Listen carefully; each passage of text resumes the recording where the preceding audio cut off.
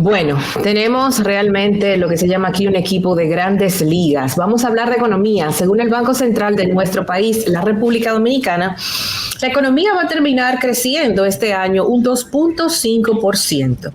Esto se queda por debajo de lo pronosticado a principios de año, que fue un 4.5%. Pero hoy vamos a hacer un repaso a la economía a nivel general de este año 2023. Y primero queremos comenzar por el ámbito internacional.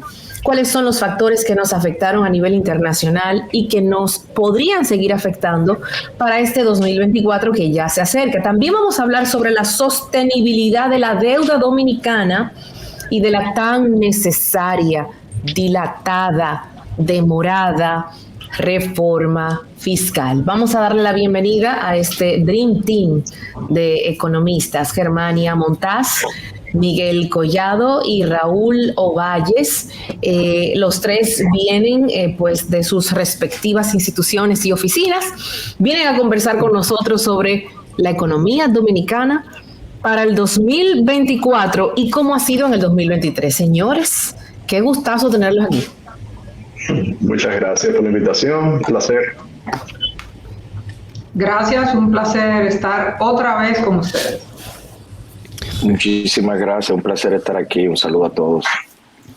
Gracias, muchísimas gracias. Vamos a comenzar por las damas, por Germania Montaz. El hecho de haber previsto ahora que el crecimiento va a ser menor de lo planificado, lo digo para que la gente lo entienda. ¿Eso cómo se traduce en la economía de la gente? ¿Vamos a tener menos poder adquisitivo con el dinero que tenemos? ¿Vamos a tener menos cosas que comprar? ¿Qué implica que la economía no crezca y se quede en 2.4? Bueno, los economistas tienen una especie de referencia de lo que es el crecimiento potencial de una economía, que al final es el tamaño de esa economía y en general lo que representa la economía de un país en un momento determinado, ¿verdad? Y ese potencial bordea el 5% de crecimiento y digamos en torno a ese 5% de crecimiento se estructuran la mayor parte de los proyectos, de las expectativas de la economía en un periodo. Por ejemplo, todo se refiere a ese crecimiento del Producto Interno Bruto, el tamaño de la inversión, el tamaño de la presión tributaria, el tamaño de la deuda. Entonces es como una referencia. El crecer la economía en un 5% es, digamos, el mejor o uno de los mejores indicadores de que vamos por un relativamente buen camino, creciendo el tamaño de nuestra economía, potenciándose los recursos lo mejor posible, y bueno, y por la planificación se ajusta a ese nivel de crecimiento. Cuando crecemos menos, entonces tenemos que tomar medidas porque algunas cosas no saldrán como esperamos. Algunas cosas en términos de consumo, en términos de ingresos, en términos de cómo se compara cada uno de los indicadores económicos sobre ese Producto Interno Bruto, que algunos indicadores se verán un poquito más deteriorados. Pero en general, el consumo de la gente por ese no crecimiento se puede ver afectado en la medida de que ese no crecimiento se explica porque la actividad económica se redujo, y si la actividad económica se reduce, debe ser o debe haber sido porque la gente consumió un poco menos, porque algunos sectores no tuvieron la dinámica o el dinamismo que se esperaba. Eso creo que así le afecta a la gente. Ya. Raúl, y a propósito del crecimiento hasta un 2.5, porque tampoco es que vamos a decrecer, para que la gente lo entienda, se había previsto una cifra de crecimiento, ya explicaba Germania que el 5 quizás es la cifra más sabrosa, más feliz que pudiéramos mostrar. Sin embargo, nos quedamos en un 2.5, que es lo que se prevé crezca la economía. ¿Por qué no llegamos? ¿Qué influyó en que al menos creciéramos un 2.5%? Sí, mira, es importante reconocer, tal como dijo Germania, que esto es una economía que en tendencia crece al 5%, pero hablar de que estamos creciendo más o menos a la mitad nos coloca en un nivel de crecimiento como el promedio de Latinoamérica. Yo creo que es importante destacar que uno de los peores años de República Dominicana, antes de COVID, habría que remontarse a 2009, la economía no decrece, sino que converge a lo promedio latinoamericano, y de hecho anticipamos que hacia el 24 vamos a retornar a un número que va a oscilar en esa tendencia. ¿Por qué no logramos el 5%? Hay una secuencia de choques que han impactado a la economía durante los últimos 18 meses.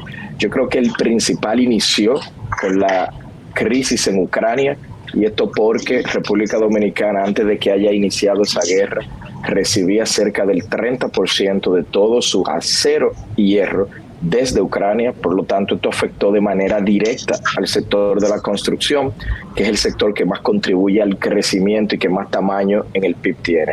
Esto, además, se vio acompañado de un incremento de tasas de interés, tanto a nivel internacional como a nivel doméstico, para controlar la inflación. Y estos incrementos de tasas internacionales pues provocaron que tanto el consumo como la inversión de las empresas pues se viera deteriorado y desacelerado como un efecto de este intento del control de la inflación.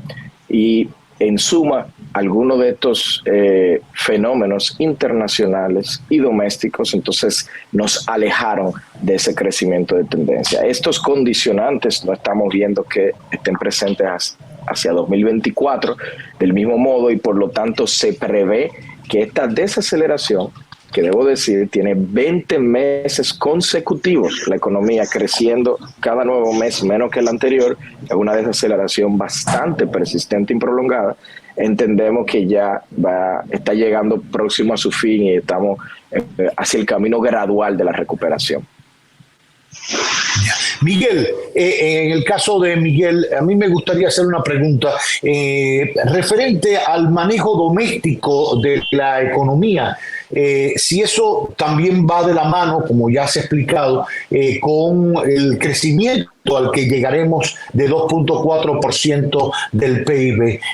Miguel, a veces se ha criticado que no ha habido una gran inversión del gasto público, que se ha contraído, que la política monetaria se ha dedicado más a crear reservas en el Banco Central que a poner dinero, a mover en la economía, aunque lo han colocado en diferentes momentos importantes, después de tormentas, etcétera, para dinamizar construcción, etcétera. En su opinión, ¿ha sido positiva esa política de ser contraídos en el gasto público, en la inversión, para que la gente entienda, en obras, en muchas más obras como se habían visto en otros gobiernos, etcétera? Gracias.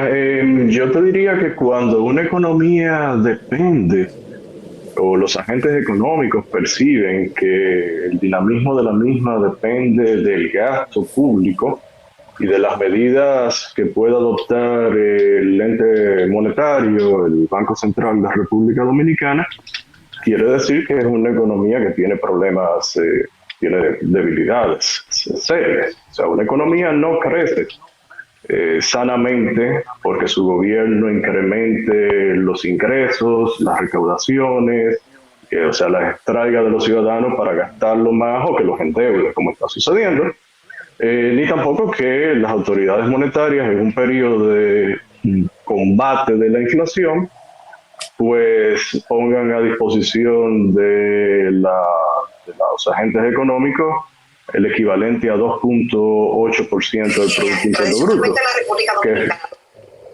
¿Perdón? Escuchaba a alguien, sí. 2.8% del Producto Interno Bruto en facilidades crediticias, liberalización de encaje legal, facilidades de liquidez rápida. Sí, las autoridades monetarias han respondido con esto último que estoy diciendo. Tan cerca como la semana pasada, se anunciaron 25 mil millones adicionales para unirlos a los 180 mil que ya las autoridades habían destinado para los fines que mencioné hace un momentito. Es decir, esos 205 mil millones es lo que estoy mencionando, que equivalen a 2.8% del Producto Interno Bruto, y las autoridades con el presupuesto reformulado pues incrementaron el gasto de capital, si bien a unos niveles históricamente todavía bajos, pero lo llevaron a unos 200.000 millones. Para el año próximo ese monto es más o menos el que se tiene presupuestado. Que lo que reitero es que una economía no depende de esas acciones, depende de los fundamentos para producir, para generar nuevos empleos, y en República Dominicana, independientemente de la situación que hemos tenido internacionalmente, pues nos hemos descuidado, hemos estado en la complacencia en los últimos años y no hemos llevado a efecto reformas estructurales que mejoren estos fundamentos y que puedan atraer mayor inversión, que creen más valor y la creación de puestos de trabajos formales de mayores ingresos. Solamente ya para acotar el ingreso real de los dominicanos, pues ahora mismo se encuentra por debajo, no se ve por hora, del que teníamos antes de la pandemia. O sea, todavía es una economía con debilidades en su mercado laboral y en consecuencia esto se manifiesta en los bolsillos de la gente. Pero el punto para mí es que lo importante para el desarrollo, el crecimiento sano, es cómo se fortalezcan los fundamentos de una economía, puedan ser más productiva y más competitiva. Y eso es lo que tenemos que lograr. Y esa es parte de la agenda ya para el 2024.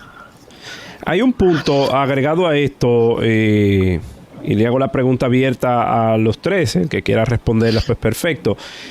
Ante el bajo crecimiento del 2.5 y ante esto también una subida del dólar que por lo menos antes de los 3 meses anteriores a que finalice el año, subió algunos punticos, creo que se llegó al 57, si más no recuerdo, el dólar. Se prevé que para el 2024 pueda haber un incremento del dólar también que pueda seguir afectando el crecimiento de la economía.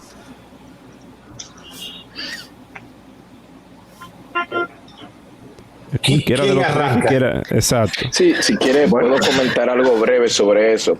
Yo no quisiera conectar de manera tan directa la evolución del dólar con el crecimiento, más allá de cómo podría impactar algunos sectores exportadores, pero sí partir de una referencia histórica. En periodos electorales, regularmente, al menos desde el 2008 lo estamos viendo, el tipo de cambio reduce su nivel de volatilidad y su nivel de depreciación de cara a las elecciones, y a partir de las elecciones, pues lo que se ve casi siempre es una depreciación ligeramente superior a lo que se ve previo al periodo electoral.